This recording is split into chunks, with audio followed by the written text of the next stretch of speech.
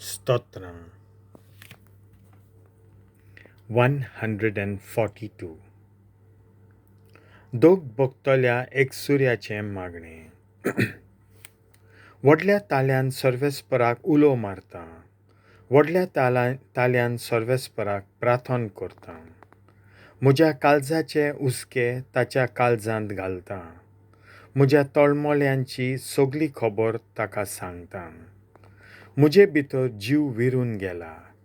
कसले गोटीक हांव पावलां तें तूं जाणाय. खंयच्यानूय पांय घालीन जाल्यार दुस्मानान म्हाका मांडलोले फास मेळटात. म्हज्या उजव्याक म्हाका राखतलो कोण म्हाका दिसना. खंय म्हूण पळून वचूं, म्हजो जीव सांबाळटलो कोणूच ना. तुका उलो मारता सर्वेस्पराक, तुका सांगता एकलोच तूं म्हजो आसरो.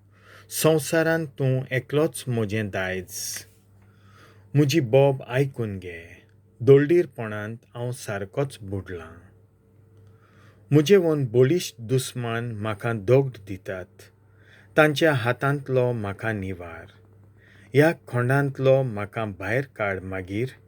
बऱ्या मनशाचे सोबेंत म्हाका तुजी दोयामोया दाखयल्याय म्हूण नव्यान तुजें नांव वाखाणटलों.